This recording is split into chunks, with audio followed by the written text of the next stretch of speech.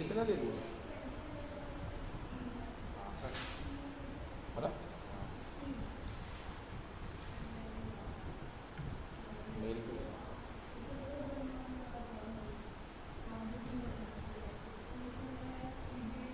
Sir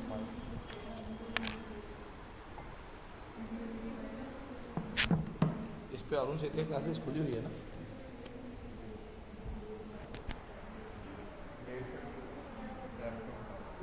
हैं? Mail खुला हुआ है सर आपसे।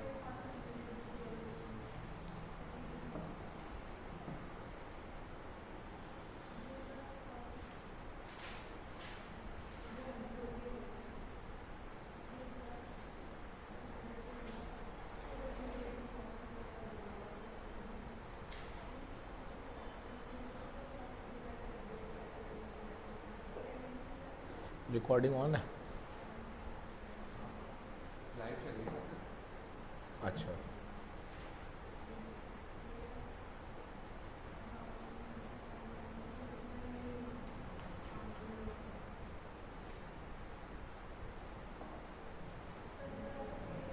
बस इस पे आ जाएगी अब, या उठा के लाना पड़ेगा इसको? उसका उठा के लाना पड़ेगा सर, वो जो करते हैं ना डाउनलोड करने के बाद आप वो भी। चल मैं कर लूँगा, कोई नहीं।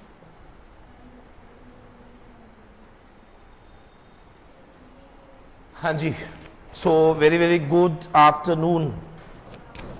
की हाल चाल? बढ़िया। अच्छा, एक बार चेक करूँ आवाज़ आ रही है। ऑनलाइन वाले बच्चे को एक बार क्लियर करेंगे बेटा, मेरी आवाज़ आपको आ रही है या नहीं आ रही? Online students please come confirm me, are you getting my voice? देखिए बेटा, मेरी आवाज़ आपको आ रही है या नहीं आ रही? आ रही है, चलो जी ठीक है। आ जाओ मेरे दोस्तों।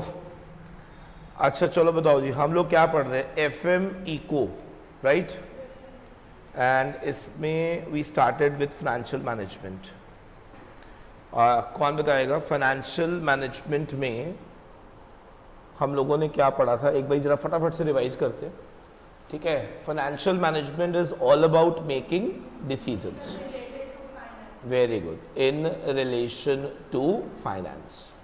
चलो फटाफट से बता दो, मेजरली फाइनेंस में कितने तरह के डिसीजंस होते हैं? 3 types of decisions are there, 3 types of decisions are there. कौन कौन से? एक होता है फाइनेंसिंग, एक होता है इन्वेस्टिंग और एक होता है dividend. Very good. Financing means from where to raise funds, where to invest, and जो भी हमने कमाया उसको हमें री इन्वेस्ट करना है या फिर डिविडेंड के तौर पे डिस्ट्रीब्यूट करना है, ठीक है ना? This is what we have to take the decisions, ठीक है? फॉर एवरी डिसीजन क्या आपके सामने एक ऑब्जेक्टिव होना चाहिए? You should have an objective in front of you while taking any decision. चलिए आप में से कौन मुझे बताएगा when I call about object, तो आप बताओ ऑब्जेक्टिव से मेरा यहाँ पे क्या मतलब है? या तो लॉन्ग टर्म है तो वेल्थ मैक्सिमाइजेशन, शॉर्ट टर्म है तो वेरी गुड। अच्छा एक बात बताओ, when I talk about financing decision, तो कौन मुझे बताएगा फाइनेंसिंग डिसीजन लेते समय एक तो हमें रिस्क और क्या, इन दोनों को हमें ध्यान में रखना है? और अगर मैं इन्वेस्टमेंट ले रहा हूं तो very good, return and again risk. I always want my return to be higher and risk to be lower, risk to be lower and cost to be higher.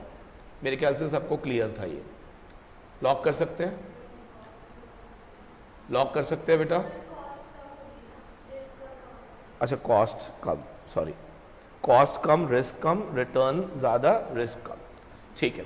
अच्छा कौन मुझे बताएगा जब मैं ये वर्ड यूज़ करता हूँ रिस्क, क्योंकि इन एनी केस हर आदमी अपने रिस्क को क्या करना चाहता है, तो क्वेश्चन अराइजेस कि एक्चुअल में रिस्क होता क्या है, इसको क्वांटिफाई कैसे किया जाता है, ठीक है ना? Number 1 what is risk and how we need to quantify the risk. तो कौन मुझे बताएगा क्या रिस्क को पढ़ने के लिए क्या हमने एक लास्ट क्लास में चैप्टर स्टार्ट किया था, नाम क्या था? Leverage analysis. क्या नाम था बेटा? Leverage analysis. Very good.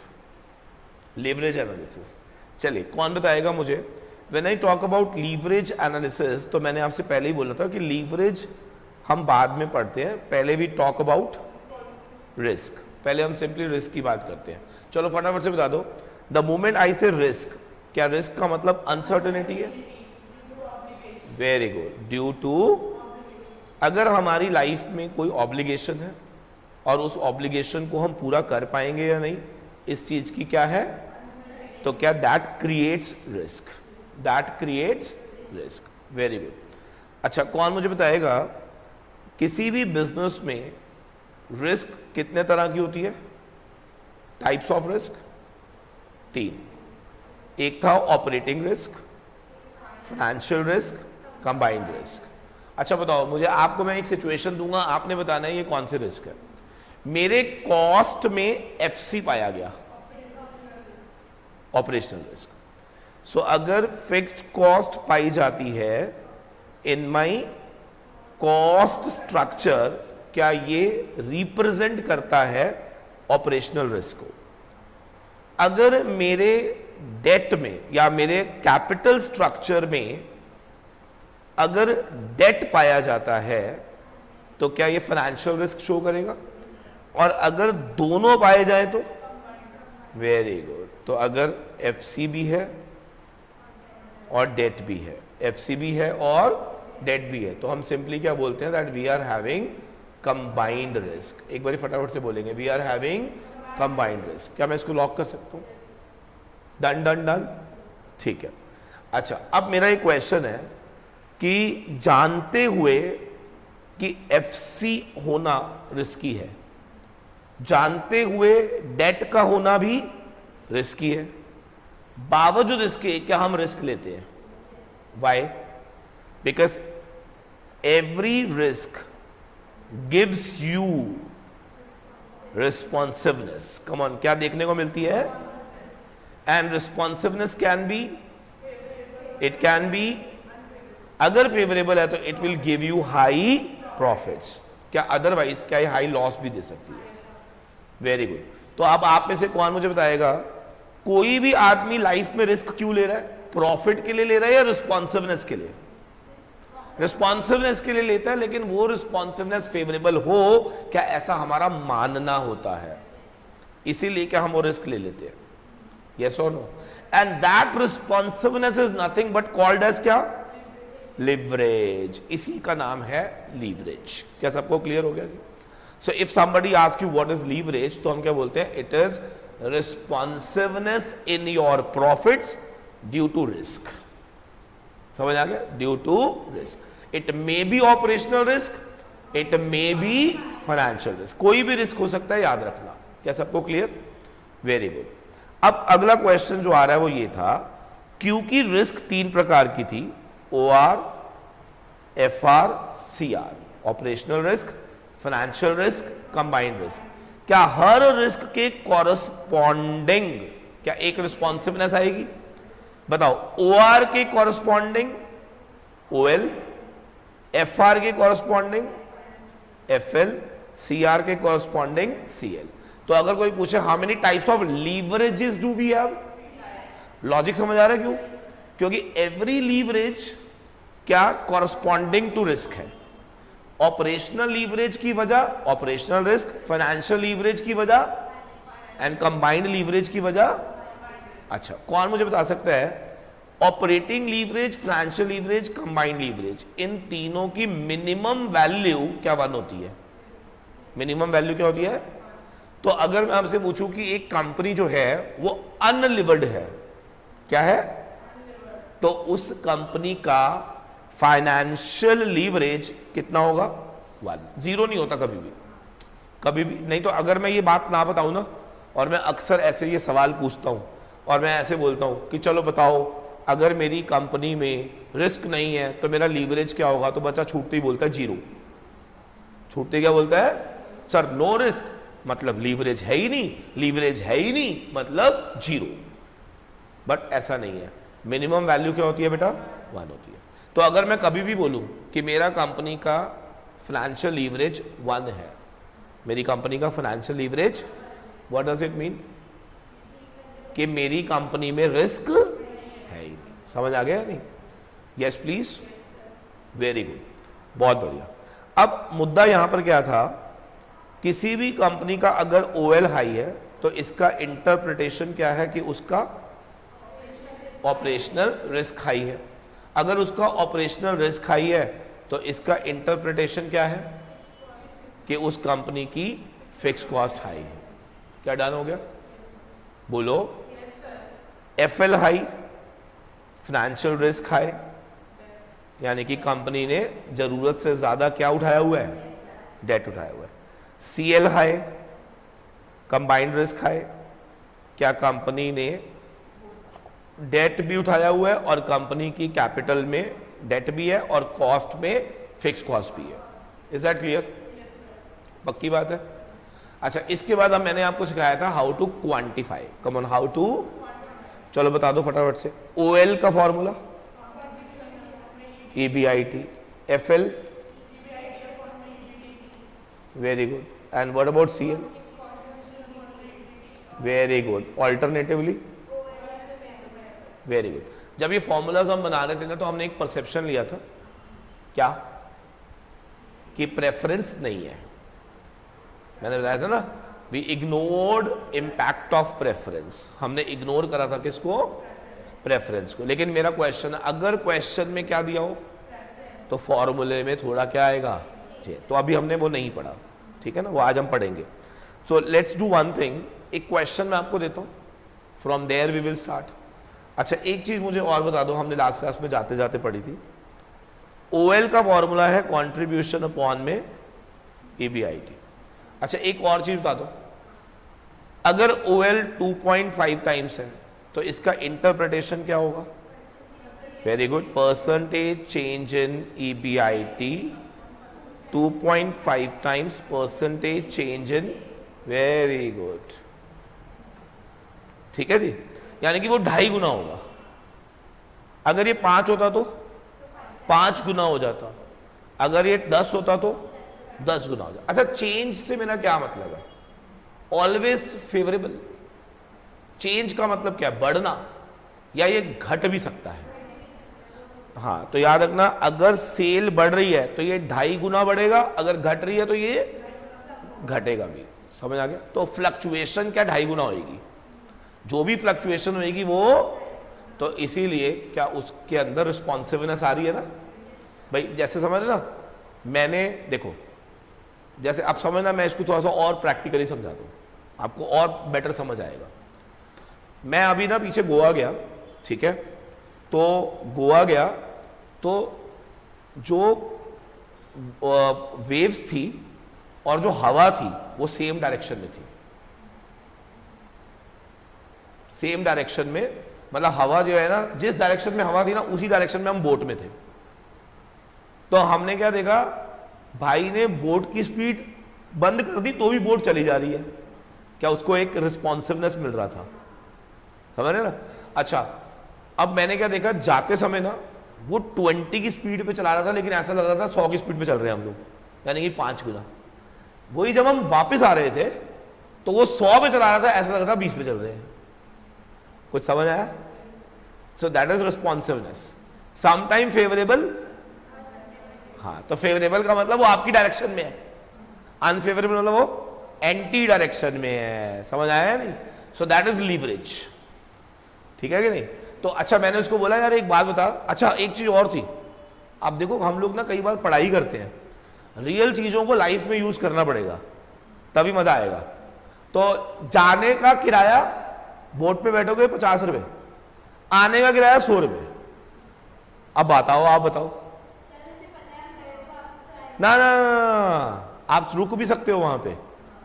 वो रीजन था, वो कहता है जाते समय मेरा पेट्रोल का खपत कम होता है क्योंकि मैं विंड की डायरेक्शन में हूं, तो मुझे लीवरेज में, उसने ये शब्द यूज करा, मैं घबरा गया। तूने FM पढ़ी है?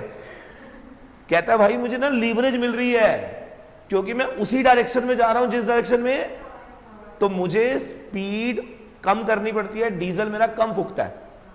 आते समय मुझे ज्यादा एक्सीलेटर देना पड़ रहा है, ज्यादा डीजल फूकना पड़ रहा है, और मैं एंटी चल रहा हूं, तो भैया मेरा डीजल ज्यादा फूक रहा है तो मुझे ज्यादा महंगा पड़ता है। अब समझ आया? देखो कहाँ मछुआरे ने लीवरेज वर्ड यूज कर दिया, और हम लोग देखो फॉर्मूले में फंसे पड़े हैं, है कि नहीं? तो जिंदगी में अगर खाली एक फॉर्मूला ही हो, तो मैं तो खुद शौक हो गया, मैंने उससे पूछ भी लिया, मैंने कहा भाई एफएम पढ़ी है क्या तूने? कह रहा है क्यों एफएम क्यों पढ़ी है? मैंने कहा तूने बोला ना लीवरेज। कह रहा है भाई लीवरेज तो है ना, देखो हम वैसे तो चल रहे हैं। फिर मेरे को लगा नहीं भाई, शुक्र है पढ़ाई को यहां तक लाया गया है कि नहीं? चलो अब जिंदगी में हमेशा याद रहेगा कि नहीं, हम लोगों को लीवरेज को यहां से बाहर भी निकालना है ना? एक एग्जाम्पल और देता हूं, हमारा कोई जानकार है, तो उसने ना किसी से बात करनी थी, और वो जिससे बात करनी थी वो मेरा जानकार था, वो मेरी बात नहीं काटता, तो वो डायरेक्ट करता ना तो हो सकता है कि वो मना कर देता।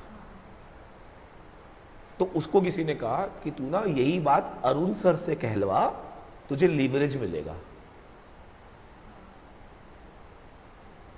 तेरी बात में इतना दम नहीं है, जब तू, तो तेरे को लीवरेज मिलेगा, तेरी बात में वेट आएगा और वो डेफिनेटली बंदे को मना लेंगे। मैंने कहा यार यहां पे भी लीवरेज? मैं तो पूछा उससे OLFLCL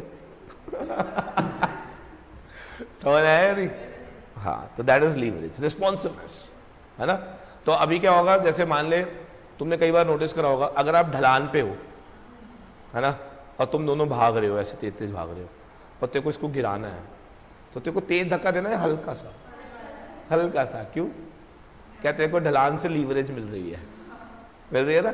तो उसका स्लोप ऐसे है ना, तो तेरा हल्का सा प्रेशर, क्या वो फोर्स ज्यादा जाएगा? समझ? अब उल्टा गिरा के दिखा इसको, चढ़ाई करते समय इसको हल्का सा कर, गिरेगी ये? क्योंकि वो एंटी हो गया तेरे, समझ आया? So that is the concept of leverage. So responsiveness, तो हम जब कहते हैं ना OL is 2.5 times, that means responsiveness 2.5 गुना है। यानी कि अगर कोई चीज 10% से बढ़ेगी तो प्रॉफिट 2.5 गुना ज्यादा बढ़ जाएगा, अगर वो 10% से गिरेगी तो प्रॉफिट 2.5 गुना ज्यादा गिर जाएगा। क्लियर हो गया या नहीं? Very good.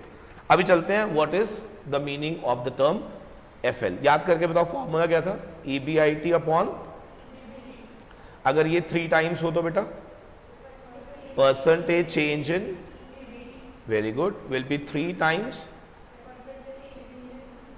EBIT। डन? अच्छा, कोई लर्न तो नहीं करना पड़ रहा आपको? दिमाग में बिल्कुल बैठ गया? अच्छा, what about CL now, tell me, combined leverage.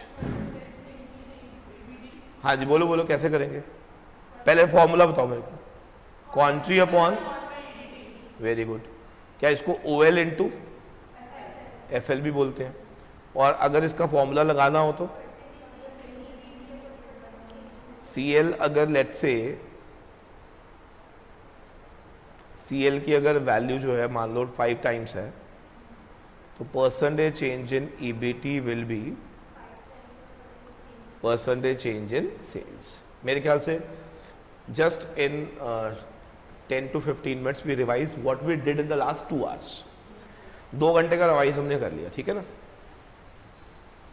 चलो अभी हम आज का सेशन स्टार्ट करेंगे, ठीक है? But to start with I just give you 1 question, फिर उसके बाद हम आगे बढ़ते हैं, है ना? तो लिखो जरा, एक छोटा सा क्वेश्चन दे रहा हूं मैं आपको। सेल्स दिया हुआ है 20 लाख, वेरिएबल कॉस्ट रेशो दिया हुआ है लेट्स से 40%, फिक्स्ड कॉस्ट दिया हुआ है 6 lakh, 10% debt 20 lakh. You are supposed to calculate OLFLCL.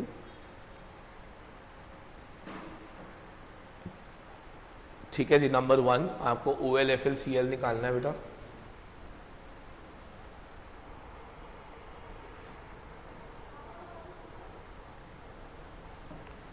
Number 2 लिखेंगे जरा, if sale increases by 20%, find increase in EBIT. If sale increases by 20%, finds increase in EBIT. इसी में एक और पूछ रहा हूँ, if EBIT is doubled, find percentage increase in EBT. Find percentage increase in EBT. पहले आप वैल्यूज क्वांटिफाई कर दो बेटा, हो गया? सो आपने क्वेश्चन ट्राई करे, हो रहे थे? कोई बात नहीं, अभी लेंगे, मैं सारी डाउट्स लूंगा, कोशिश करेंगे आज हम चैप्टर वाइंड अप करेंगे।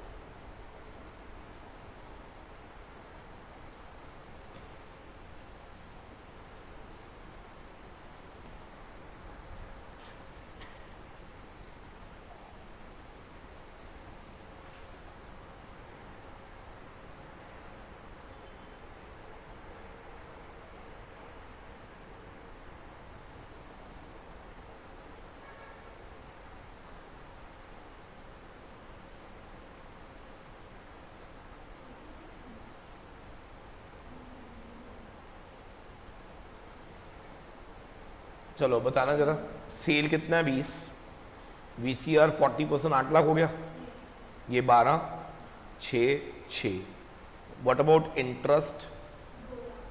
दिस इज 4, यहां तक डन। अच्छा मेरे को ना कल ना एक्चुअली में लक्ष्मी नगर जाना है, मेरा सेंटर बन रहा है वहाँ पे ना, तो I have to go there personally ना, तो कल आपका सेशन नहीं होगा। अगर आप ओके होगे तो टुमारो आई कैन टेक, अगर आप ऑनलाइन लेना चाहो तो DTH, I can share the link with you, है ना, तो मैं आपको कंफर्म कर दूंगा, है ना। अगर मान लो अगर मेरे को वहाँ से टाइम से फ्री हो जाता हूँ मैं, then we will take online session.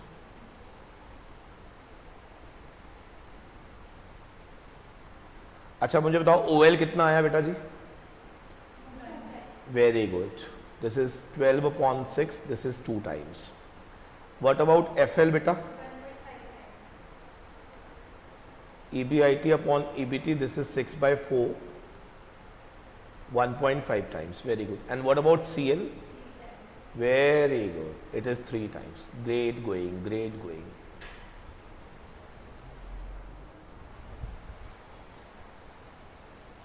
हाँ जी, क्या यहाँ तक क्लियर हो गया जी?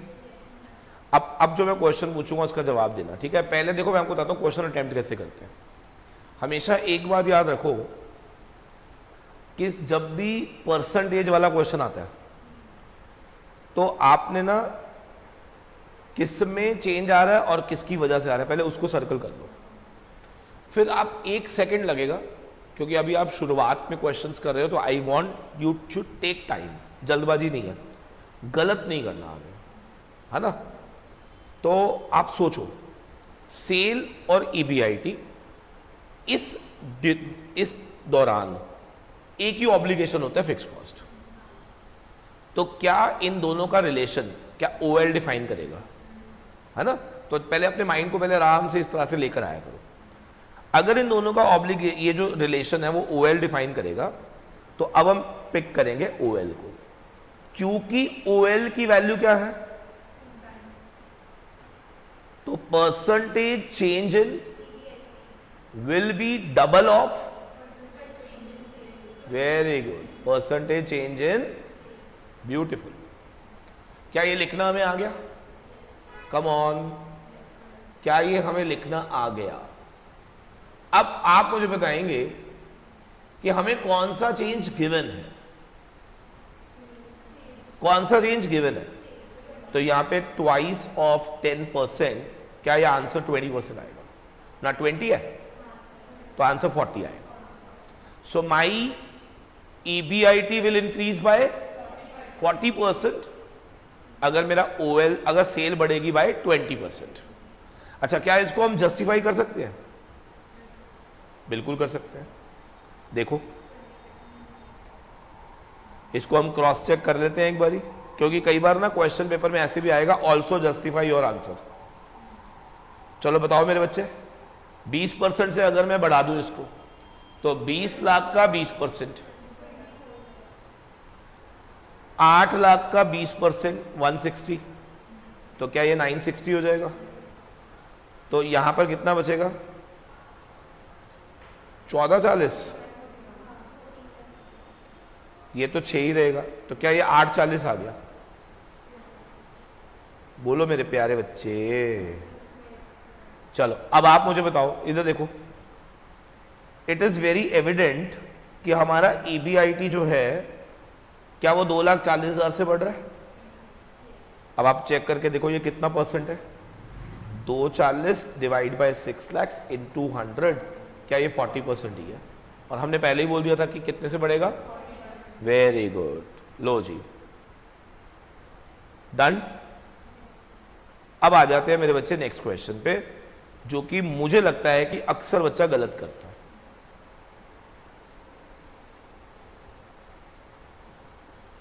आप मुझे पहले बताओ, what is the meaning of double?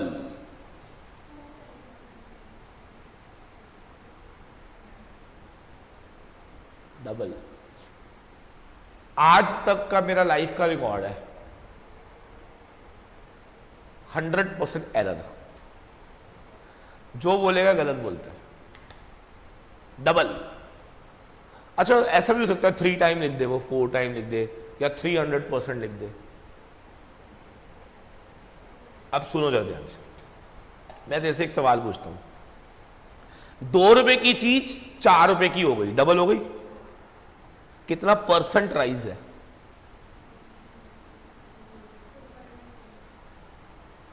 ₹2 का 2% तो 4 पैसे होते हैं।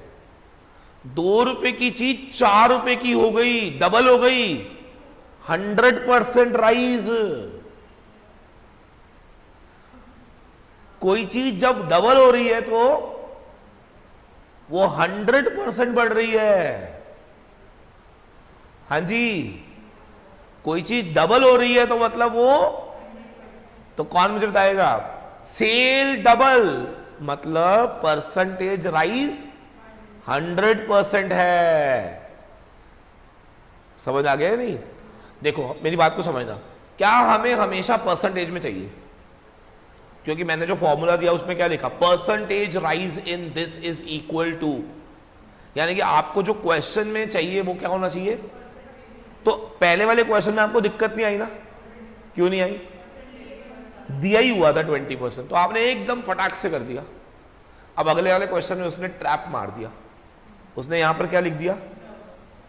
अब मुझे बताओ, डबल का मतलब कभी भी 100, डबल का मतलब 2 नहीं होता। और मजेदार बात क्या है, 1000%, 100% भी नहीं, बच्चे 2 लिख के आते हैं। लिख लो पहले नोट बना के। Double means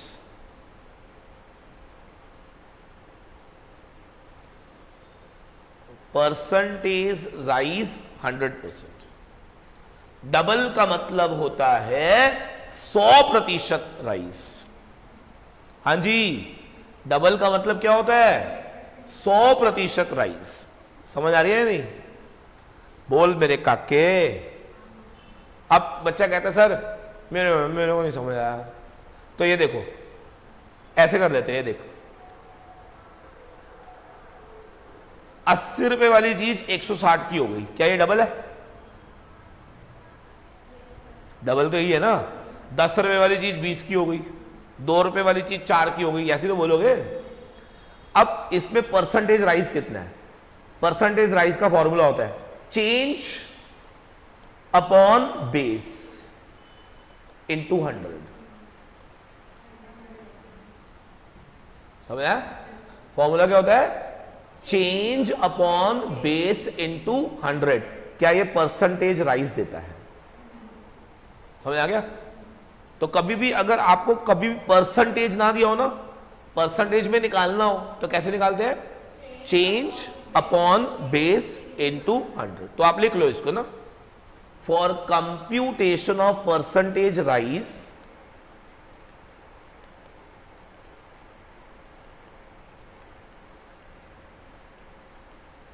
formula is change in value upon base value multiplied by 100. Change in value upon base value multiplied by 100। समझ आ गया बेटा? अब देख, जैसे ही उसने बोला था डबल, तो तेरे को दिमाग नहीं लगाना था, तेरे को ऐसे बोलना था 10 वाली चीज कितनी हो गई 20 की। तो चेंज अपॉन बेस इनटू 100, क्या ये 100% आ जाता? समझ आ गया नहीं? अच्छा, मैं आपको क्यों ऐसे कह रहा हूं कि आपको लर्न करना चाहिए इस तरह से, क्योंकि मैंने डबल बोला, वो 3 टाइम बोल देगा। सेल 3 टाइम हो गई, अब बच्चा क्या सोचेगा? परसेंटेज चेंज 3, जबकि अब ये देखो 3 टाइम का मतलब 100 रुपए वाली चीज 300 की हो गई। अब बता, चेंज क्या ये 200% है? समझ आया? हमें हमेशा आंसर चाहिए परसेंटेज में। परसेंटेज गिवन है, वेल एंड गुड, नहीं गिवन निकालना पड़ेगा। लॉक कर दे, बोल लो बेटे।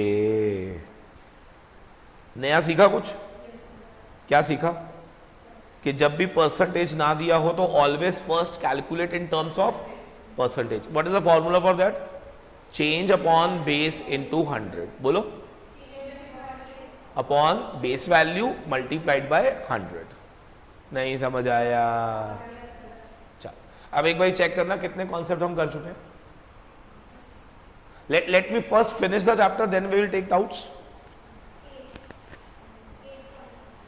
अच्छा, 8 कॉन्सेप्ट अभी चैप्टर कंटिन्यूएशन में चल रहा है या लीवरेज के 8 है ये?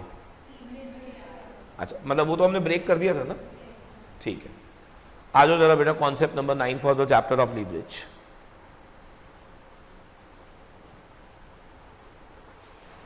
नौवां कॉन्सेप्ट,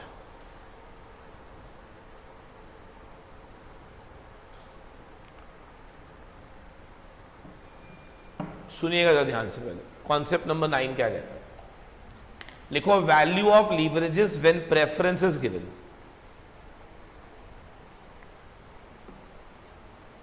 लीवरेज की वैल्यू निकालनी है अगर क्वेश्चन में क्या दिया होगा? प्रेफरेंस गिवन होगा। अच्छा, मजा तो पता तब आएगा जब आप मुझे ना एक आंसर दोगे जो मैं क्वेश्चन पूछने जा रहा हूं।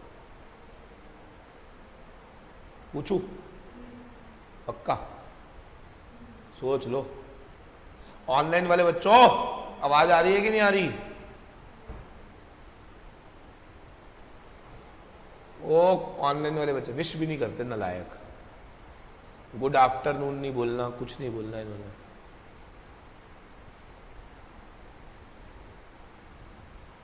हाँ जी, ध्यान से सुनना। OL FL CL, बोलो, सोच के बताना, ठीक है? प्रेफरेंस कौन सा ऑब्लिगेशन है? ऑपरेशनल या फाइनेंशियल? कौन सा? तो कौन सा फॉर्मूला बदलेगा? लीवरेज। डन। तो कैन आई से OL का formula will remain same? Understood है? क्योंकि इसको लेना देना नहीं है प्रेफरेंस से, क्योंकि OL की वजह ऑपरेशनल रिस्क है और ऑपरेशनल रिस्क की वजह FCF। उसको इस बात से कोई लेना देना कि फिक्स कॉस्ट ना नहीं, डेट है या नहीं, प्रेफरेंस है या नहीं। क्लियर है या नहीं? अब FL की बात करेंगे, ध्यान से सुनना। आई टॉक अबाउट FL, ध्यान से सुनना। क्या जब हम फाइनेंशियल लीवरेज निकालते हैं, आवाज मारो, जब हम तो फाइनेंशियल लीवरेज निकालते समय आपको जो फॉर्मूला बताया गया था पहले वो बता दो। चलो इस फॉर्मूले की एक खास बात देखते हैं, दोनों की एक खास बात देखते हैं। इसमें कंट्रीब्यूशन अपॉन EBIT के बदले में can I write contribution minus FC, and FC is the reason of, यहां बताना, EBIT upon EBIT minus interest, क्योंकि अभी तक क्वेश्चन में डेट था और ऑब्लिगेशन वाज इंटरेस्ट। तो फॉर्मूला क्या बना? Numerator upon numerator minus cause of FL। Come on, हम तो रट रहे हैं। बोलो, क्या ऐसी तो बन रहा है फॉर्मूला? अब मजा तो तब आए जब तुम मुझे बताओ, अगर प्रेफरेंस भी है तो क्या एक ऑब्लिगेशन और आ गया? कौन सा? प्रेफरेंस को क्या देते हैं हम? Preference dividend. भाई डेट को क्या देते हैं? इंटरेस्ट। तो इसीलिए यहां पर कौन आया? प्रेफरेंस को क्या देते हैं? कौन सा वाला? प्रेफरेंस। तो क्या करूं बताओ, उस फॉर्मूले में क्या चेंज लेकर आऊं? क्या माइनस पीडी कर दूं? क्योंकि हम क्या देख रहे हैं, numerator upon numerator minus cause of that leverage. जब क्वेश्चन में खाली डेट था तो कॉज एक ही था, कम ऑन। लेकिन अब कॉजेज एक है या दो कॉज है? दो। दूसरा कौन सा है? तो क्या इसीलिए माइनस पीडी आएगा? नहीं समझ आया। लेकिन अब इस फॉर्मूले में एक प्रॉब्लम है। प्रॉब्लम देखो क्या है। EBIT, earning before interest before tax, क्या ये बिफोर टैक्स आइटम है? टैक्स से पहले? ये भी, ये और ये, यानी कि बेस सेम। तीन चीजें प्री टैक्स है और एक चीज। तो अभी हमें क्या करना है? क्या इसे प्री टैक्स बनाना पड़ेगा?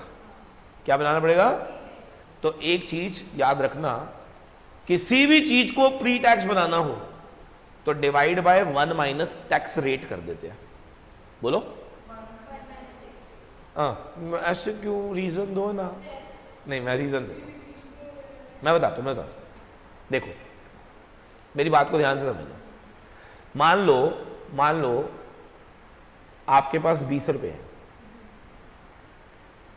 और आपको 30% का टैक्स देना है, तो 30% ऑफ 20 रुपीज 6 रुपए। तो क्या 14 रुपए, क्या ये पोस्ट टैक्स बनेगा? है ना? आपको मालूम है ये आपने कैसे निकाला? मैं आपको डेरिवेशन देता हूं। 20 माइनस 6, क्या ये पोस्ट टैक्स फिगर आ गई? अच्छा, 6 कैसे आया था? 20 इंटू टैक्स रेट। भाई 6 रुपए कैसे आया था? अच्छा, इसमें कॉमन कौन है? अच्छा, ये क्या निकल आएगा? Post tax. इसमें कॉमन कौन है? Into 1 minus, it becomes post tax. तो 20 is equal to post tax upon 1 minus, क्या 20 वॉज प्री टैक्स? तो आई कैन राइट 20 के बदले में क्या?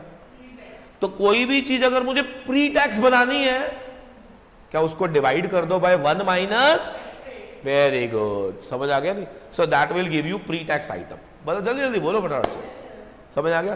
What is pre tax? Anything divide by 1 minus tax rate will give you pre tax. नहीं समझ आया? पक्का? अच्छा, लॉजिक बताओ मैंने क्यों ऐसा कहा? मैंने क्यों कहा कि इसको divide by 1 minus tax rate करो?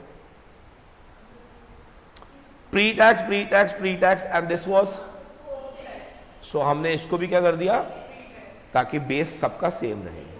तो ये फॉर्मूला है फाइनेंशियल लीवरेज का, अगर क्वेश्चन में प्रेफरेंस गिवन है। समझ आ गया?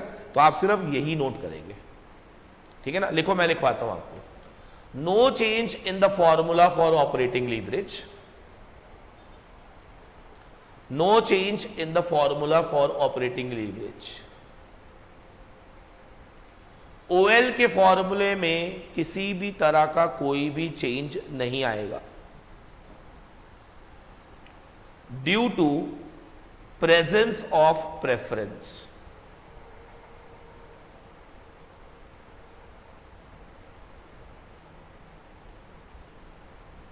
प्रेफरेंस की वजह से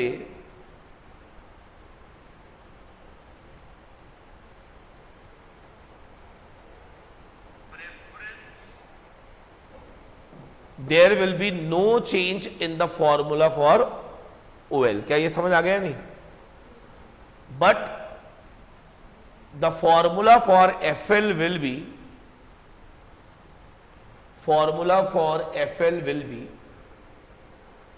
हाँ जी, FL का फॉर्मूला क्या होगा?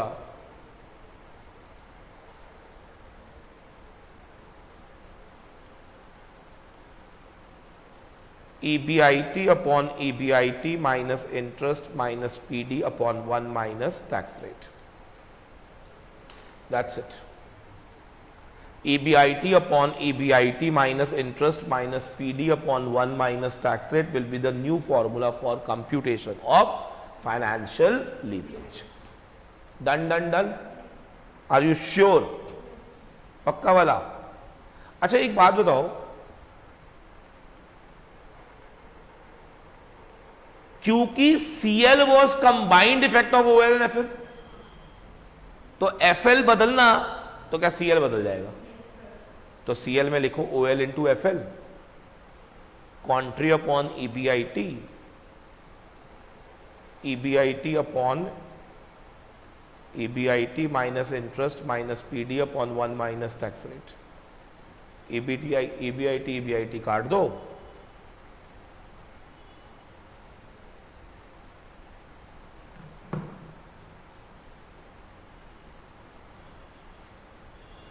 बोलो मेरे दोस्तों.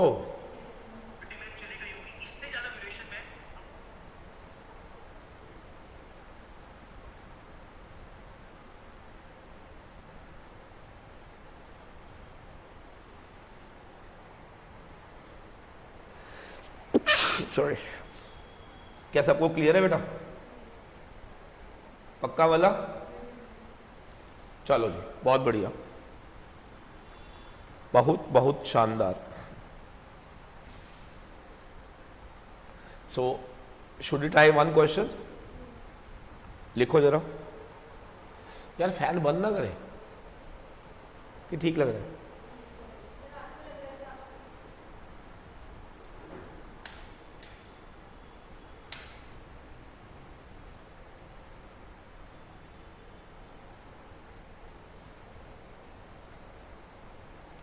हाँ जी बेटा, चलो सामने देखो जरा. सेल दिया हुआ है 20 लाख. PVR याद है? Profit volume ratio 60%. FC दिया हुआ है 6 लाख.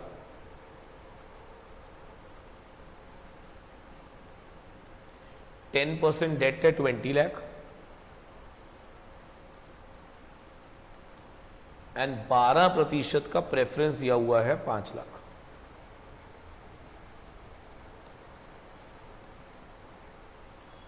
बेटा जी टैक्स रेट है 40%.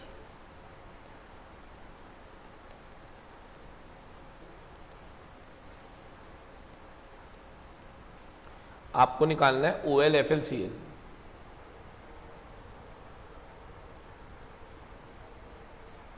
हाँ जी, OL FL CL.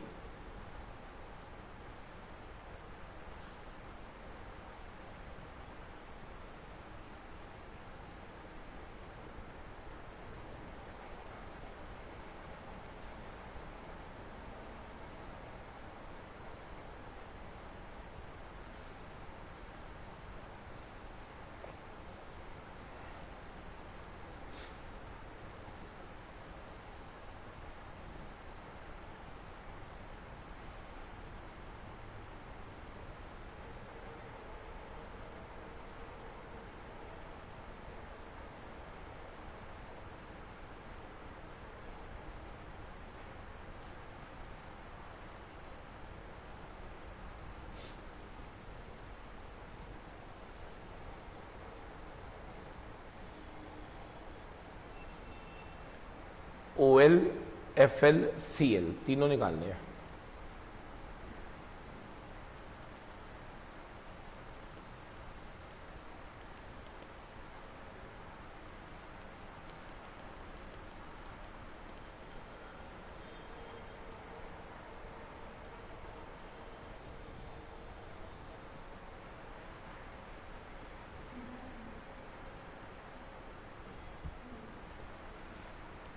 अच्छा, प्रॉफिट वॉल्यूम रेशियो 60% है, तो यहां 12 आ जाएगा ना। 20% का 20 लाख का 10%, 2 lakh. Tax rate 40%, very good, 2,40,000।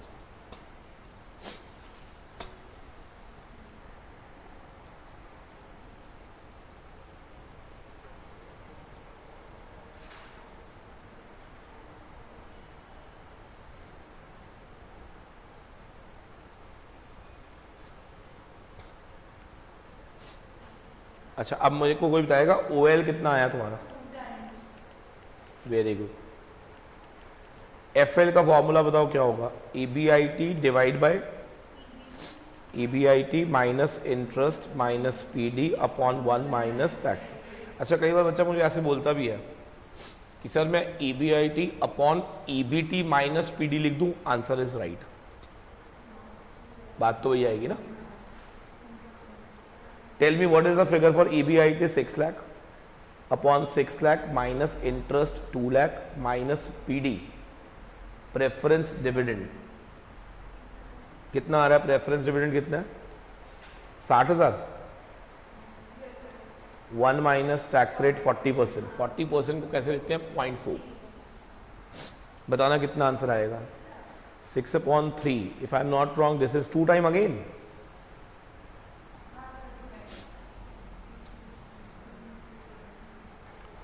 हाँ बेटा, आया 2 times. 6 divide by 6 minus 2 minus 1। बोलो मेरे प्यारे बच्चों, पक्का सोच लो। ठीक है, और CL क्या होगा? क्या सीधा 2 into 2 कर दूं? 4 टाइम्स। बोलो जी बोलो। ठीक है, तो अगर क्वेश्चन में प्रेफरेंस दिया हो तो क्या हम कर सकते हैं? हाँ काके, है ना। अब एक काम और करना है, और वो क्या करना है? ध्यान से सुनना मेरी बात को, रीजन दूंगा मैं आपको। जब मैंने लास्ट क्लास में परसेंटेज फॉर्मूलाज लिखवाए थे आपको, है ना, तो आपने नोटिस किया होगा कि मैंने आपको CL के लिए लिखवाया था percentage change in EBT upon sales. Last class में ना मैं आपको बस यहीं तक पढ़ा रहा था, प्रेफरेंस तो बाद में आया। बोलो। तो बस याद रखना, जहां जहां पर हमने EBT लिखा है वहां पर अब वर्ड EPS भी लिख सकते हो आप, क्योंकि अब इनकम स्टेटमेंट पूरी बनेगी ना। इनकम स्टेटमेंट अब नीचे तक जाएगी। अगर नीचे तक जाएगी तो क्या यहां से अर्निंग आफ्टर टैक्स में से माइनस क्या करूंगा? PD। तो यहां पर क्या मिलेगा? Profit for equity divide bye क्या करूंगा? Number of equity share. तो यहां पर क्या आ जाएगा? EPS। समझ आया? तो अब अगर मैं देखो, मैंने लास्ट क्लास में जो आपको इनकम स्टेटमेंट दिखाई थी ना, वो यहां तक दिखाई थी। तो मैंने क्या कहा था? डिपेंडेंट कौन है और इंडिपेंडेंट। तो CL के लिए हम ये लिखते थे। अच्छा, क्योंकि मैंने आगे प्रेफरेंस का दिखाया नहीं था आपको, लेकिन क्योंकि अब हमारी पूरी इनकम स्टेटमेंट देख ली हमने, तो बस याद रखो, क्या मैं EBT के बदले में आई विल रिप्लेस बस। तो अब अगर आपसे कोई पूछे कि CL का फॉर्मूला बताओ, तो आपने क्या बोलना है? परसेंटेज चेंज इन। आप EBT भी सही है, आप समझ रहे हो ना, मतलब EBT भी लिख सकते हो। और अच्छा, मैं क्यों बता रहा हूं दोनों? क्योंकि कई बार ऐसा भी होगा कि पेपर में लिखेगा सिर्फ EPS का बताओ, कई बार पूछेगा EBT का, तो आप घबराना नहीं। EBT और EPS दोनों का परसेंटेज चेंज बराबर आएगा, याद रखना। Divide by percentage change in sales. ये बात समझ आई या नहीं? बोलो। तो अगर आज के बाद अगर आपको कोई, देखो मैं परसों भी बता सकता था ये बात, मैंने जान के नहीं बताई क्योंकि मैंने इनकम स्टेटमेंट पूरी नहीं दिखाई थी आपको। अभी आपके पास पूरी आ चुकी है। तो बस आप इतना याद रखो कि अगर परसेंटेज चेंज इन EBT पूछेगा या EPS पूछेगा ड्यू टू सेल, क्या आंसर CL का ही आएगा। ठीक है जी।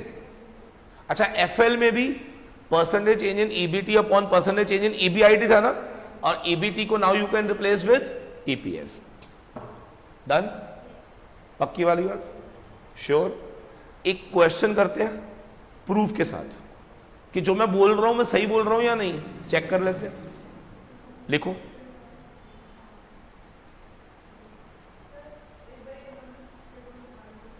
केड़ा?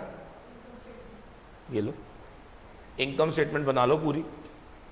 अर्निंग आफ्टर टैक्स के बाद माइनस करेंगे preference dividend, profit for equity आएगा, divide by number of shares, you will get earning per share.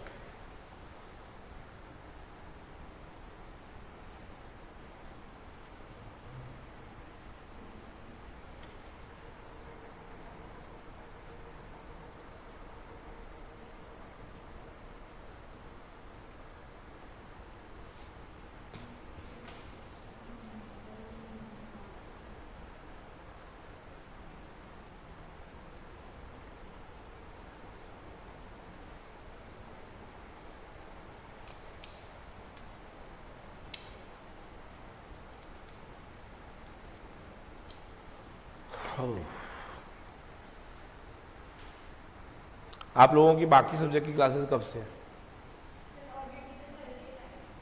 कौन सी वाली? लाइव एट होम शुरू हो गया? घर से ले रहे हैं वो कहीं फेस टू फेस नहीं पढ़ा रहे? वो टाइमिंग क्या उसका?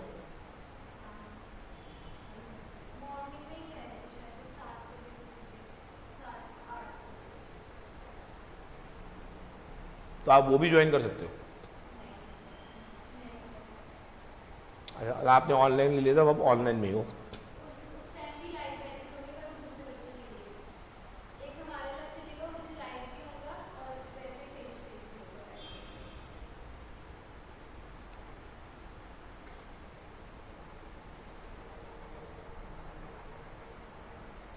अभी हमारी एक वो हुई थी, आपने काफा सुना? नहीं सुना? ये एक जितने भी सीए फैकल्टीज़ हैं उनका एक एसोसिएशन है।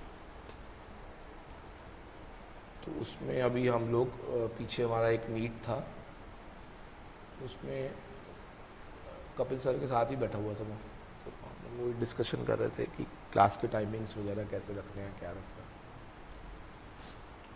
और उनका ये था, मेरे ख्याल से फेस टू फेस में उनका टाइप कहीं और है किसी के साथ।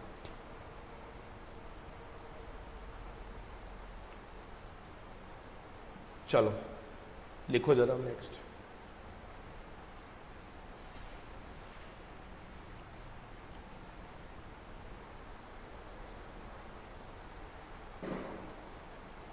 लिखना बेटा जरा।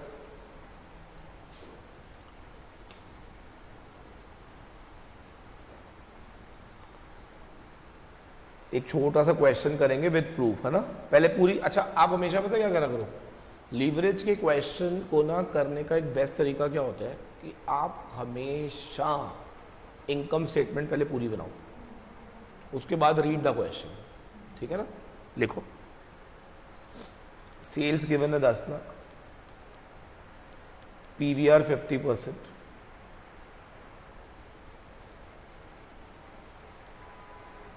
Fix cost 2 lakh,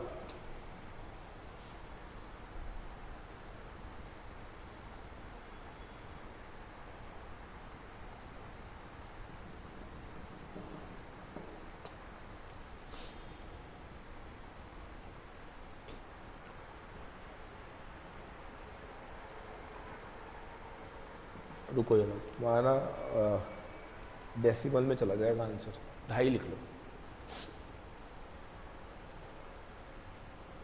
10% debt 10 lakh, 12% preference 5 lakh, tax rate 40%, number of equity shares 10,000। ठीक है बेटा, आपको पहले मुझे निकाल के देना है ईपीएस, फिर आपने मेरे को ना सीधा ही ओएल, एफएल और सीएल, फिर आपको मैंने क्वेश्चन पूछना है find percentage rise in EPS अगर सेल इंक्रीजेस बाय 10%। ठीक है जी, ये क्वेश्चन है, मुझे फटाफट से करके दिखा दो पहले, जल्दी जल्दी वाला।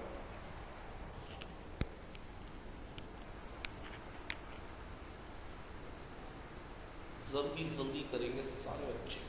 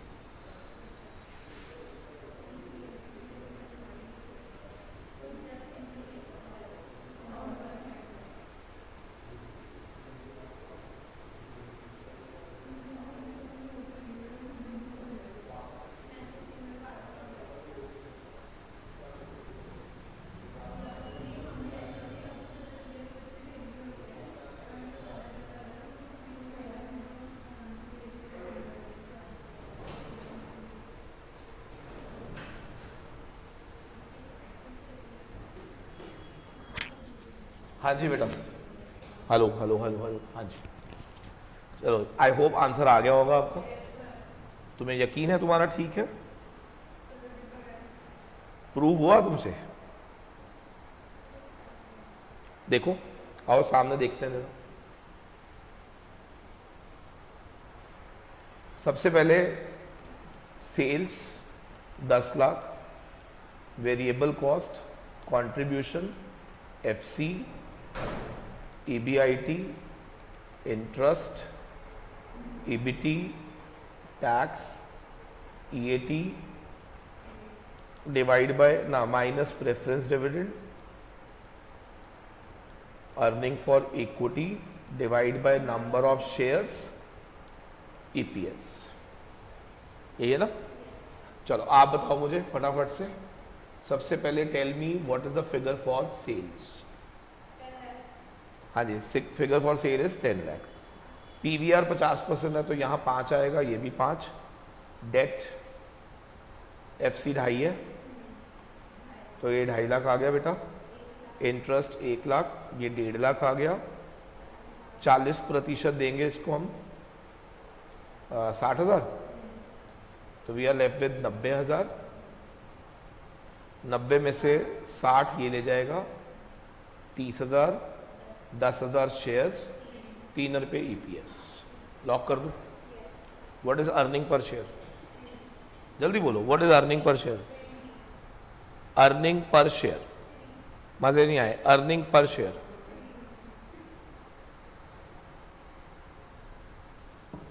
डन। अब ध्यान से सुनिएगा, उसने पूछा ईपीएस निकालो, हमने निकाल दिया। उसने पूछा ओएल निकालो, कॉन्ट्री अपॉन ईबीआईटी। 5 अपॉन 2.5, क्या ये 2 टाइम्स आ गया होगा? एफएल की बात करें तो 2 बच्चे ना कई बार बोलते हैं सर ओएल हमेशा 2 ही आता है। मेरे क्वेश्चन में आता है ना? मैं क्वेश्चन की फ्रेमिंग ऐसे करता हूँ कि वो ज़्यादातर 2 आ जाता है। ये होम प्रोडक्शन है ना, घर पे बनाए गए क्वेश्चंस में मेरे हाथ में होता है किसको क्या लाना है। तो मेरे को लगता है कि आई डोंट वांट कि आप लोगों को डेसिमल में उलझाऊं। पहले let concept should be clear है। अच्छा नहीं, कई बार बच्चे मेरे से पूछ लेते हैं क्या सर ओएल हमेशा 2 ही आएगा क्या? अच्छा एफएल बताओ मेरे बच्चे। EBIT upon minus PD divide by 1 minus tax rate. अच्छा बताओ ईबीआईटी कितना? अपॉन में 2.5 lakh minus 60,000 upon 1 minus tax rate बोले तो 0.4। हूँ दसो तुसी कितना आएगा? 2.5 minus 2 50,000, 5 times. Very good. CL is 10 times. चलो अब आप मुझे बताओ रिलेशन कौन सा यूज करूं? फाइंड आउट करना है परसेंटेज राइज इन ईपीएस अगर सेल में कितने से बढ़ोतरी हुई। तो बताओ ईपीएस और सेल का रिलेशन। Very good. CL कितना था? 10 टाइम्स। परसेंटेज चेंज इन, बोलो बोलो, will be 10 into. Very good, बहुत बढ़िया, बेहतरीन। सेल में कितना राइज है? तो क्या ईपीएस 100% राइज करेगा? कैन आई से डबल हो जाएगा? हाँ, तो प्रूव करें।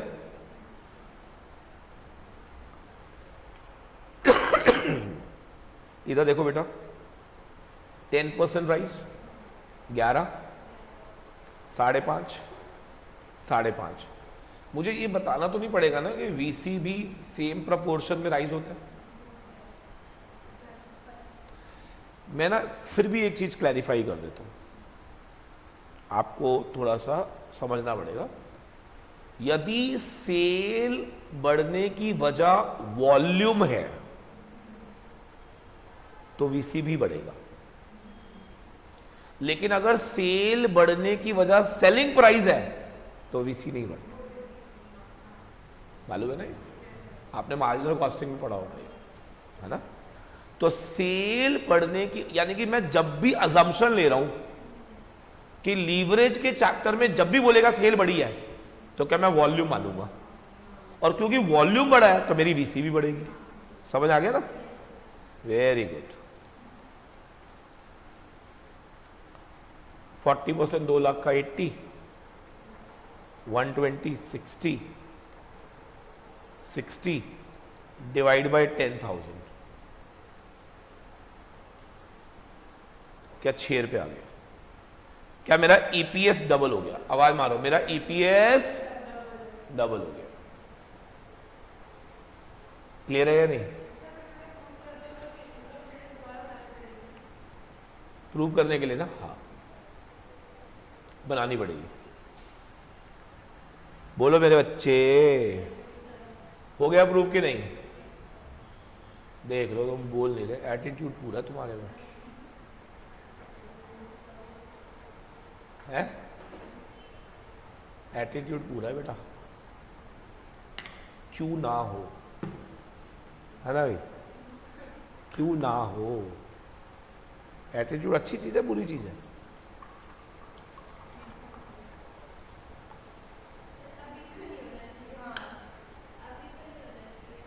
अब जब कुछ करेंगे तब होना चाहिए।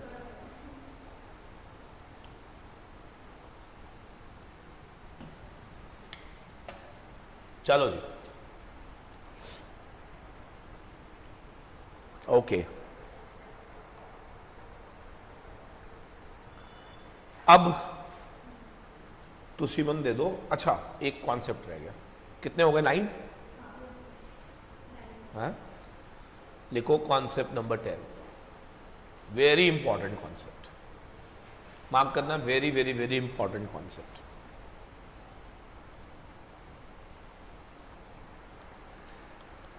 कॉन्सेप्ट का नाम है फाइनेंशियल ब्रेक इवन पॉइंट। अच्छा, ब्रेक इवन क्या होता है? No profit no loss. आपको बड़ी हैरानगी होगी। अच्छा, ब्रेक इवन पॉइंट पहले भी पढ़ा आपने? कहां पढ़ा था? मार्जिनल पढ़ा था। मैं आपको थोड़ा सा और बेटर बताता हूं। क्या ब्रेक इवन पॉइंट दो तरह के होते हैं, operational break even, financial break even. आपने जो पढ़ा था ना, वो ऑपरेशनल ब्रेक इवन था, EBIT 0। मैं क्या पढ़ा रहा हूं? हाँ, अब फाइनेंशियल ब्रेक इवन क्या होता है वो समझाता हूं। फाइनेंशियल ब्रेक इवन पॉइंट एक ऐसा प्रॉफिट होता है, फाइनेंशियल ब्रेक इवन पॉइंट एक प्रॉफिट होता है ऐसा, जहां आई एम एबल टू पे माई डेट्स, यानी कि there will be nothing left for equity shareholder. किसके लिए कुछ नहीं बचेगा? यानी कि financial break even point is a point where EPS is 0 and operational break even था जहां पे EBIT 0 था। समझ आ गया नहीं? तो हमने ऑपरेशनल ब्रेक इवन पॉइंट पढ़ा था मार्जिनल कॉस्टिंग में, और एफएम में क्या पढ़ा रहा हूं मैं? ये समझ आ गया ना? डिफरेंस है, देयर इज अ डिफरेंस। तो लिखो जरा, what is financial break even point? Financial break even point, financial break even point means a point, financial break even point means a point, financial break even point means a point at which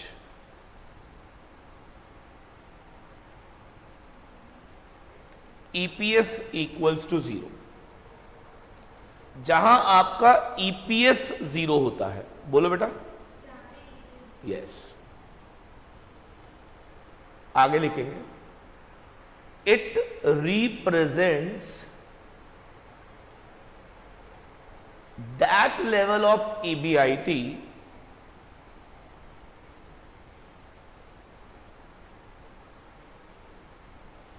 where EPS is 0। चलो, एक question आ रहा है मन में, पूछूं? मैंने कहा एक ऐसा EBIT जहां ईपीएस 0 होगा। बोलो,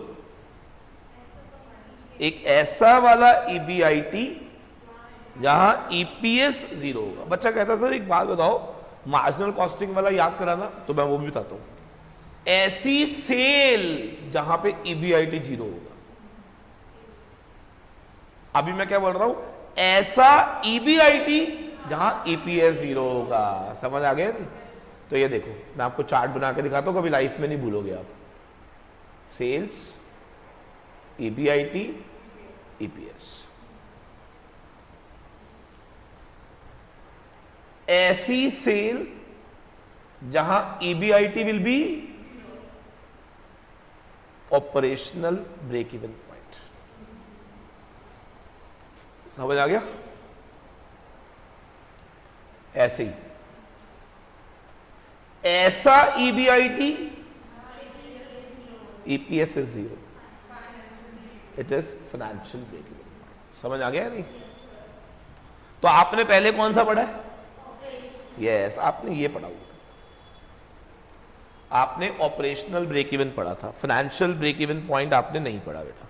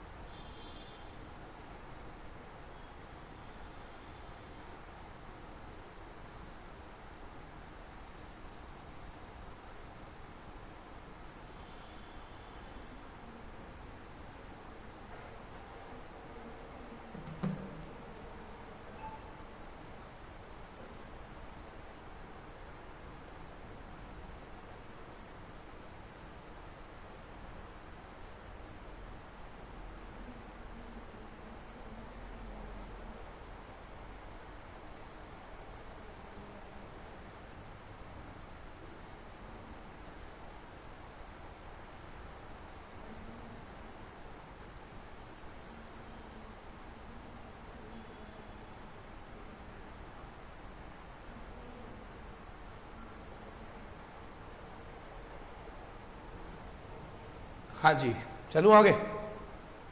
अब मुद्दा क्या है, निकालेंगे कैसे? जैसे ऑपरेशनल ब्रेक इवन के हमें फॉर्मूले दिए गए थे, F C upon PVR, F C upon contribution per unit दिया जा रहा। ऐसे ही मुझसे पूछा गया फाइनेंशियल ब्रेक इवन का फॉर्मूला क्या है, तो लिखो जरा सारे। At financial break even point EBIT बराबर होगा, at financial break even point EBIT बराबर होगा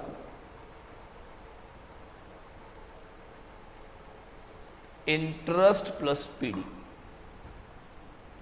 कौन बताएगा इसका क्या मतलब है? मतलब हमने उतना ही कमाया,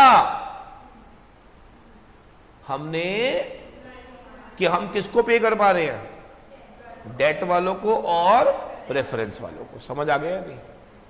जल्दी बोलो। हमने उतना ही कमाया कि हम डेट और प्रेफरेंस को पे कर पा रहे हैं। नहीं समझ आया? पक्का? फॉर्मूले में एक गड़बड़ है, बताओ क्या? क्या गड़बड़ है, जल्दी बताओ। Before tax, post tax. क्या करूं? Very good. अब देखो, अगर कॉन्सेप्ट क्लियर हो तो देखो फॉर्मूला अपने आप बनता है। ठीक है ना? तो कौन मुझे बताएगा actual formula for financial break even क्या है? EBIT is equal to interest plus PD upon 1 minus tax rate. बोलो मेरे दोस्तों।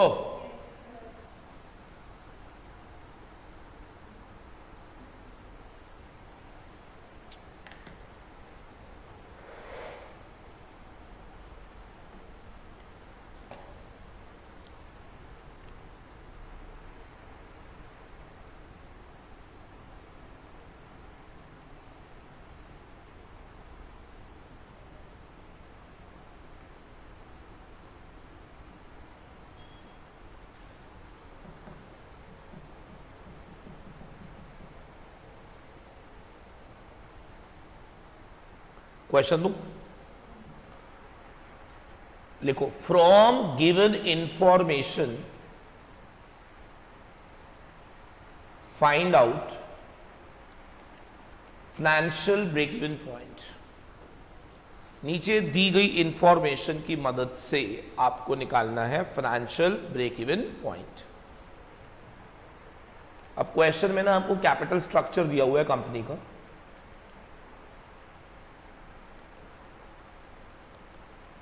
इक्विटी 10 रुपए each, 10 lakh. 12% preference share capital 5 lakh.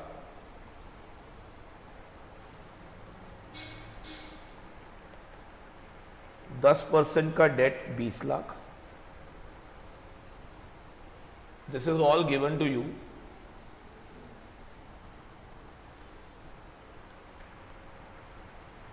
Tax rate is 40%। आपको फाइनेंशियल ब्रेक इवन निकालना है बेटा। Also justify your answer. कृपया करके आप अपने आंसर को जस्टिफाई भी करेंगे, ठीक है जी। तो सी अपने आंसर नो नाल नाल की करना है, यस।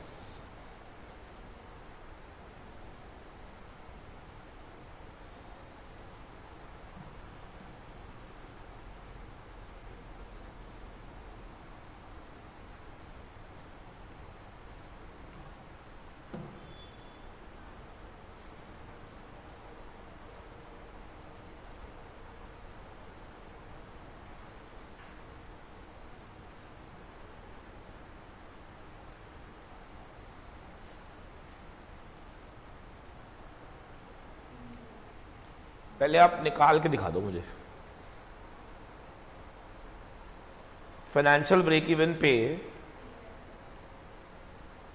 EBIT बराबर होगा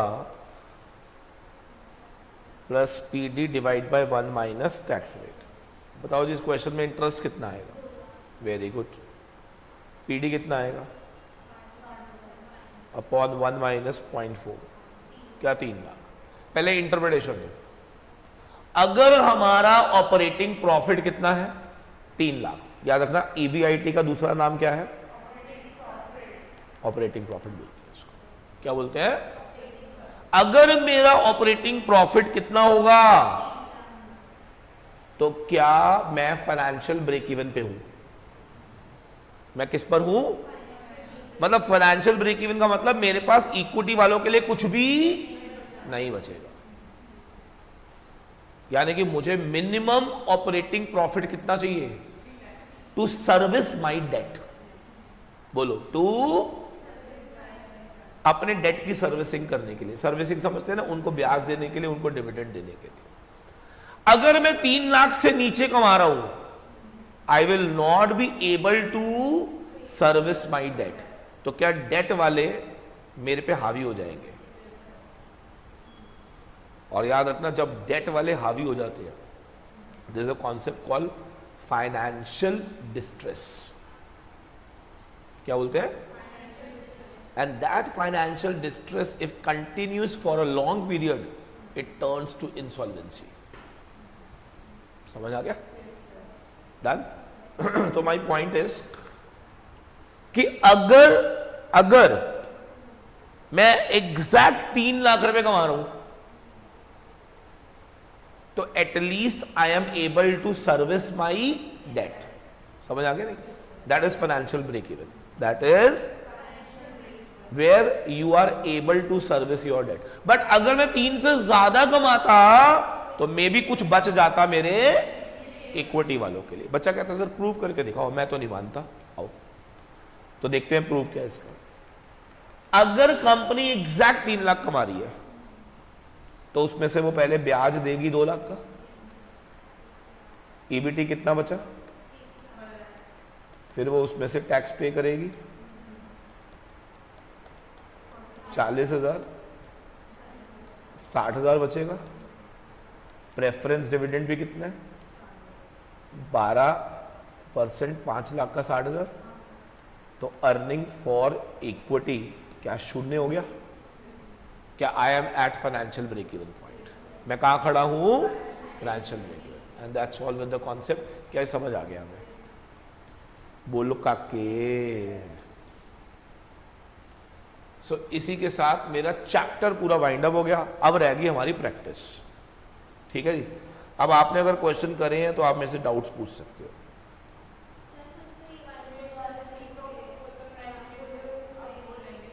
अब हो जाएंगे? तो should I give you more time ना? है ना? एक काम करते हैं, आज का दिन आप और ले लो, है ना? बिकॉज मैं सच्ची बताऊं ना, मैं हमेशा से यही चाहता हूं कि मेरे को ना क्वेश्चन करवाना ही ना पड़े। मतलब इतने स्ट्रॉन्ग कॉन्सेप्ट हो जाए कि आपको लगे कि भाई सब कुछ अपने आप हो रहा है। समझ आ रही है? तब तो मुझे मजा आएगा कि यार हम लोग स्पून फीडिंग नहीं कर रहे हैं यहाँ पे। अगर मान लो 50 क्वेश्चन और मैंने, अब तुमने सच्ची सच्ची बताना दिल पे हाथ रख के, क्या तुमने कॉस्टिंग वॉस्टिंग में यही करा है? 50 क्वेश्चन है तो तुम्हें 50 के 50 कराए गए हैं। तो ज्यादातर क्वेश्चन जो होते हैं ना वो बच्चे क्या करते हैं? क्लासरूम में करते हैं। समझ रहे ना? तो मुझे हमेशा से क्या लगता है, this is very unproductive work. Question एक ऐसी चीज है जिसमें मुझे खुद दिमाग लगाना है, क्योंकि पेपर में मेरे साथ टीचर नहीं जा रहा। देन वो मुझे बताए कि मैं कहां गलत था। क्या वो चीज मेरी लाइफ लॉन्ग याद? अब क्वेश्चन भी अगर मैं करवा रहा हूं तो सेम क्वेश्चन अगर आ रहा है फिर तो मैं करवाऊं। भाई मैं एक बात, मैं तुम्हारे को 100 क्वेश्चन दिए, क्या पेपर में 101वां नहीं बन सकता? अब मैं 100 क्वेश्चन में 5 क्लास लगा दूं, पता तुम्हें क्या लगेगा? कि लीवरेज बहुत डिफिकल्ट है, क्योंकि लीवरेज में सर ने कितने लगा दिए? 18 घंटे। पेपर में ना तुम्हें क्या लगेगा, भाई मैं अब कैसे रिवाइज करूं? जबकि सच क्या है, लीवरेज खत्म हो चुका है। अब मजा कब आए? तुम मुझे बोलो कि सर मैंने आरटीपी स्टडी मटेरियल सारे क्वेश्चन देखे, मेरे से एक भी क्वेश्चन ऐसा नहीं था जो नहीं हुआ। तब मुझे लगेगा कि हाँ ये हमारी अचीवमेंट है। हाँ मैं कह रहा हूं 20 डाउट्स आए हो, लेकिन आपका ना उसमें इंटरेस्ट क्रिएट होएगा कि ये मेरी डाउट थी, मैं यहां गलत था या गलत थी। अब मुझे समझ आ रहा है, मैंने आपको मौका ही नहीं दे रहा, और सीधा ही question 5, question 10, question 12, question 20, question 25। मैं आपको बता रहा हूं, when I was in CA final, I am not going to name because this will be on YouTube, किसी का नाम नहीं लेते। तो अभी क्या हुआ, तो मैं क्लास में एंटर करा, that was my first day, है ना? मुझे नहीं मालूम था वहाँ पे कैसे पढ़ाया जाता है। क्लास ड्यूरेशन वाज 4 आवर्स, 6 से 10, सुबह 6 से 10। मेरे को लगा मज़ा आएगा, 4 घंटे।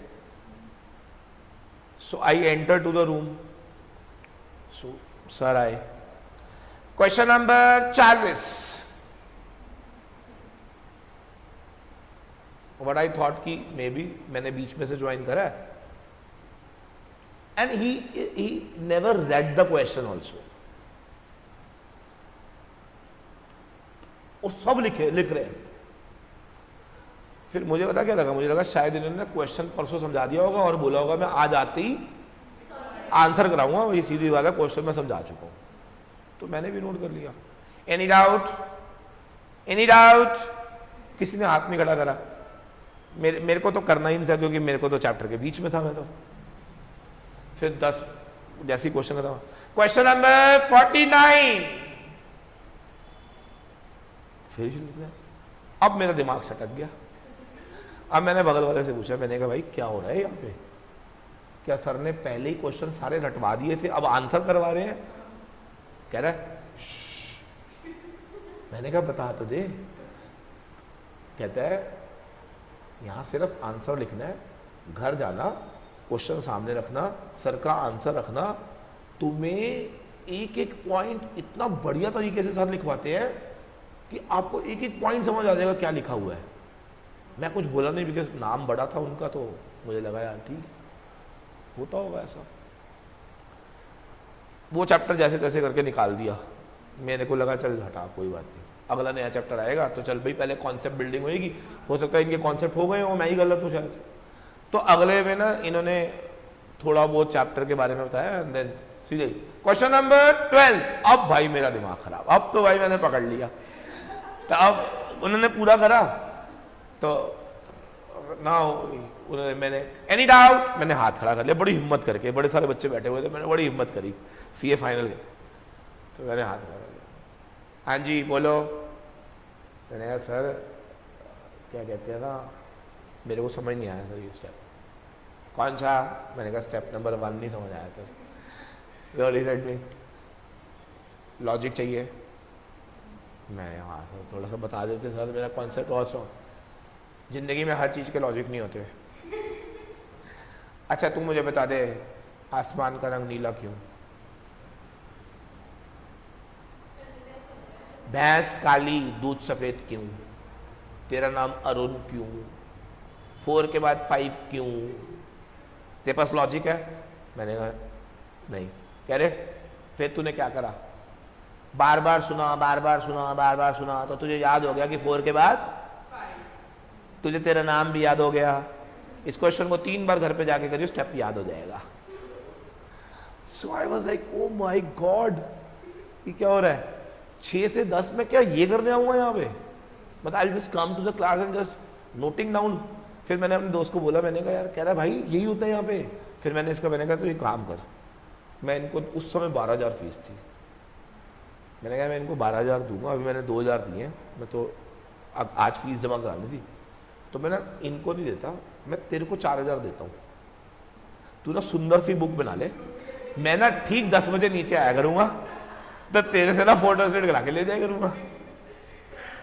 तो ऐसे करा मैंने। इतना बुरा हाल है यार, इतना बुरा हाल। You know what is the problem? The problem is people are very rigid the way they are teaching, so there is no flexibility at all. मतलब वो चाह करे भी ना, वो अपने आप को फ्लेक्सिबल नहीं कर पा रहे हैं, इतना रिजिड है ना अपनी टीचिंग को लेकर कि क्वेश्चन नंबर 12 के बाद ना उनका हमेशा 48 अगर है ना, तो तुम उनकी 10 बैचों की रिकॉर्डिंग मंगवा लो। मेरा ओपन चैलेंज है, अगर 12 के बाद अगर 49 आ जाए तो क्वेश्चन उनके सामने है 50, उनको 51वां क्वेश्चन नहीं कराना, और अगर 12वीं के बाद 48वां है तो 48वां ही होएगा। उनके 10 बैच, 10 साल पुराना वाला बैच उठा लो, 5 साल पुराना वाला, 2 साल पुराना वाला, रिसेंट बैच उठा लो, उनकी रिकॉर्डिंग में कहीं चेंज दिखेगा ही नहीं तुम्हारे को। They are so much like you know pattern fixed करा हुआ है उन्होंने अपनी जिंदगी के अंदर। And I always feel like यार how can a person be so rigid. And I will give you my leverage chapter 10 batches, single batch के अंदर भी देयर इज नो रिपीटेशन। मुझे खुद ही नहीं पता, बिकॉज फोकस कभी इन सब चीजों पे रहा ही नहीं। क्या क्वेश्चन, मुझे मालूम है कि अगर बच्चे का कॉन्सेप्ट स्ट्रांग है, और मैं क्या कहता हूँ यार, पेपर जब आप जाते हो तो आपके दिमाग में क्या फीलिंग आनी चाहिए? मेरे 50 क्वेश्चन मुझे आते हैं या मुझे चैप्टर आता है? और चैप्टर की देखो, क्वेश्चन जरूरी है, मैं ये नहीं कह रहा क्वेश्चन जरूरी नहीं है, क्वेश्चन जरूरी है to see the versatility of the chapter, but only question, और वो भी स्पून फीडिंग के साथ, आई फील वो बर्बादी है। लेट बच्चा try all the questions, take doubts, solve his और हर डाउट, एंड देन उसको भी फील आएगा कि यार मैंने कुछ सीखा है, खुद अपने हाथ से क्वेश्चंस निकाले हैं, तब उसको लगेगा कि नहीं यार I am comfortable with the chapter now. मैं ही अगर शुरू हो जाऊं बेटा क्वेश्चन नंबर 1 2 3 4 5 6, तुम्हें क्या करना है घर जाके मुझे बताओ? रटोगे उन क्वेश्चंस को घर जाके ऐसे हाथ रख के? हमारा एक दोस्त था पुन्नू नाम था उसका। So what he used to do is cram करता था, उसको तो सब कुछ रटना आता था। उसका क्रैमिंग पावर बताता हूँ। जैसे हम सब बैठे हुए हैं, तो we all are talking, like कोई बात हो रही है हमारे बीच में, तो एक्साइज का कोई क्वेश्चन, मैं एक टॉपिक बता रहा हूँ, क्या एक एक्साइज का ना कोई मैटर था, मैं सुबह से एक्साइज पढ़ रहा था, है ना, and I came there to that group, तो ऐसे कोई डिस्कशन चल रही थी, तो मैंने कहा नहीं एक्साइज का ये प्रोविजन नहीं लगेगा, ये वाला लगना चाहिए। तो पुन्नू सेड की गल कर रहे हैं, पेज नंबर 43 चौथी लाइन ए लिखे हुआ है। मैंने कहा भाई साहब, मैं गया लिटरली पेज नंबर 43 पे 4th लाइन में मुझे मैं दिमाग खा गया। मैंने कहा भाई साहब क्या है, मैंने कहा तेरे को क्या कहता, मैं क्रैम कर लेता सी, मैं क्रैम कर लेता सी। तो अभी उसकी ना cramming power was very strong, very strong. तो अब एफएम का पेपर उस समय माफा बोलते थे हम इसको, we don't call it as FM, we call it as माफा बोलते हैं। तो माफा का पेपर, तो ही वाज लाइक पेपर चल रहा है, मतलब पेपर कल है, एंड रजिस्टर खोल के ना